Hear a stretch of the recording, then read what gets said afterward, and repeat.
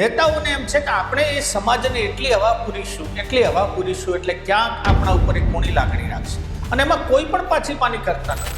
અને એમાં સી.આર. પાટીલને શું ભૂત ઉભર્યું એટલે એમને જાહેરમાં કહી દીધું કે શિવાજી મહારાજ પણ પાટીદાર હતા.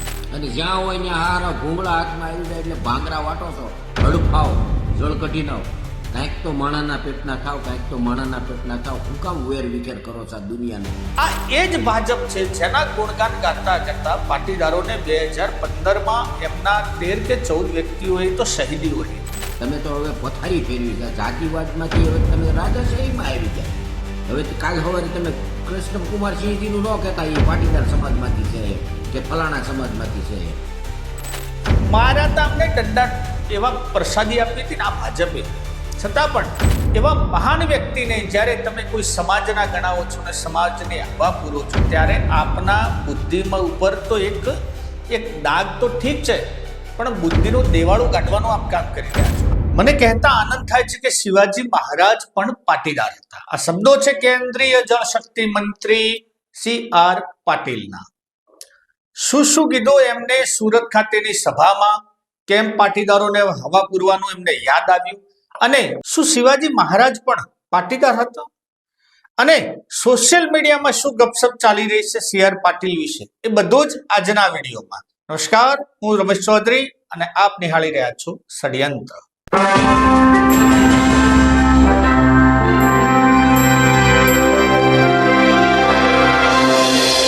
મિત્રો, આપણે ગુજરાતી અને એમાં પણ મોદી સાહેબ આવ્યા પછી જુમલાબાજીની આપણે કઈ કમી નથી.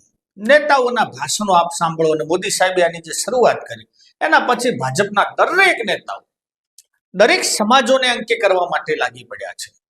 નેતાઓને એમ છે કે આપણે એ સમાજને એટલી હવા પૂરીશું એટલે ક્યાંક આપણા ઉપર એક કોણી લાગણી રાખશે અને એમાં કોઈ પણ પાછી પાની કરતા નથી.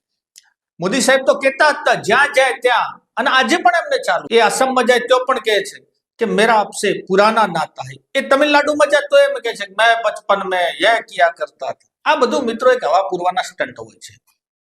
હવે આમાં સી.આર. પાટીલે એક નવું ફણકો નાખ્યું છે. સુરત ખાતે લેઉવા પાટીદાર સમાજનો એક સન્માન સમારંભ કાર્યક્રમ હતો અને એમાં સી.આર. પાટીલને શું ભૂત ઉભર્યું એટલે એમને જાહેરમાં કહી દીધું કે શિવાજી મહારાજ પણ પાટીદાર હતા. મિત્રો, આ સ્પષ્ટ પાટીદારને હવા પૂરવાની વાત થઈ.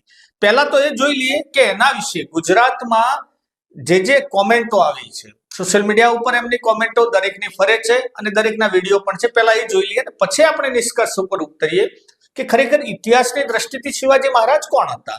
આપણે પણ જાણવા જેવું છે. પહેલા વિડીયો જોઈ લઈએ. મને કહેતા આનંદ થાય છે કે શિવાજી મહારાજ, છત્રપતિ શિવાજી મહારાજ પણ પાટીદાર હતા. કોણ આવાને ભાજપમાં ભેળવી દેશે હારો એ નથી ખબર પડતી. એને ખરપાને તમે વિડીયો જોજો, હું વિડીયો મૂકું છું આમાં.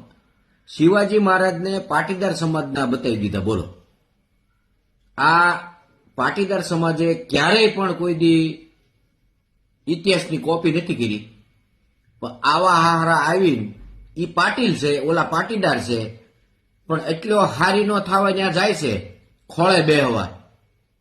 શિવાજી મહારાજનું આખું ગોત્ર અને વંશ ફેરવી નાખ્યું અને ત્યાં પાટીદારમાં બેહાડી દીધા. એટલે આ તું હું બે સમાજને વેર વિખેર કરવા માંગે છો? હે, આ ભાઈચારાની પથારી ફેરવા માંગે છે? અને આવા જ ભર્યા તમારી ભાજપમાં. આને છૂટા કરો, આને બેહાડી દીધો તોય ઓકણીનો નથી બેસો. અને કોણ મંચ કોણ આપે છે? એટલે દરેક જનતાને છે ને મારી વિનંતી છે કે આવા લોકોને મંચ ન આપો અને આવાને અધિપતિ ન બનાવો. કારણ કે એને પોતાને એ કઈ જ્ઞાતિના છે, કયું એનું ગોત્ર છે, કયું વંશ છે, કઈ શાખા છે એ નથી ખબર. બીજાની શાખા હુલાવા ફેરવતા છે. અને જ્યાં હોય ત્યાં હારા ભૂંગળા હાથમાં આવી જાય એટલે ભાંગરા વાટો છો, હડફાવ જળ કઢી નાવ, કાંઈક તો માણાના પેટના થાવ, કાંઈક તો માણાના પેટના થાવ. હું કામ વેર વિખેર કરો છો આ દુનિયાને? તમે તો હવે પથારી ફેરવી ગયા જાતિવાદમાંથી, હવે તમે રાજાશાહીમાં આવી ગયા. હવે કાલ સવારે તમે કૃષ્ણકુમાર સિંહજીનું ન કહેતા એ પાટીદાર સમાજમાંથી છે એમ કે ફલાણા સમાજમાંથી છે એમ. તો મિત્રો, આ અલગ અલગ પોતપોતાના પ્રતિભાવો ગુજરાતના સોશિયલ મીડિયામાં જે બેઠેલા છે એમને આપણને મૂક્યા છે. હવે વાત કરીએ શિવાજી મહારાજ કોણ. મિત્રો, માર્ક્સવાદી વિચાર ધરાવતા ગોવિંદ પાનસેરે નામના લેખકે એટલે ઇતિહાસકાર છે અને એમને એક પુસ્તક લખ્યું છે શિવાજી કોણ આહે, હુ ઇઝ શિવાજી, શિવાજી કોણ હતા. અને એમને એમના પુસ્તકમાં લખ્યું છે કે શિવાજી મહારાજ એ ક્ષત્રિય નહોતા. એ વાત તો જો કે દરેક લગભગ આપણે ઇતિહાસકારોથી માનવામાં આવે છે. તો કોણ હતા? તો એ કહેવાય કે ખેડૂત અને શુદ્ર કુણબી જ્ઞાતિના મરાઠા હતા. એમની સરનેમ હતી ભોસલે, પણ મૂળ દેશી ભાષામાં એ એક ખેડૂત હતા. એમને જ્યારે રાજ્યાભિષેક 1674 ત્યાંના સ્થાનિક બ્રાહ્મણોએ રાજ્યાભિષેક કરવાની મનાઈ કરી દીધી, કારણ કે ક્ષત્રિય નહોતા. તો એમને કાશીથી ગાંગા ભટ્ટને બોલાવી અને એમની રાજ્યાભિષેક કરાવ્યો હતો. આ પણ મિત્રો સત્ય છે, ઇતિહાસનું છે. આપણે ડોક્ટર ભીમરાવ આંબેડકર પણ એ વાતને સમર્થન આપતા હતા કે શિવાજી ક્ષત્રિય નહોતા. એ સમયના મહારાષ્ટ્રના ચળવળકાર, સામાજિક ચળવળકાર જ્યોતિબા ફૂલે એમને પણ નોંધ્યું છે કે શિવાજી ક્યાંક ખેડૂત હતા. એમને પણ નોંધ્યું છે કે શિવાજી એક કુણબી ખેડૂત હતા, એટલે કે એક ખેડૂત પુત્ર હતા અને સીધી લીટીમાં એ ક્યાંય ક્ષત્રિય વંશમાં નહોતા. ક્યાંક એમના પૂર્વજો કોઈ લાઈનમાં રાજપૂત ક્ષત્રિયો હાથે મળતા હશે તો ખબર નહીં, પરંતુ એ સરવાળે વાત સાચી. ડોક્ટર ભીમરાવ આંબેડકરે પણ આ વસ્તુ નોંધેલી છે. પરંતુ હવે જ્યારે એમના મહારાષ્ટ્રના કોઈ કુણબી એટલે કે કોઈ મરાઠા ખેડૂતને અને ગુજરાતના પાટીદારોને શું લેવા દેવા?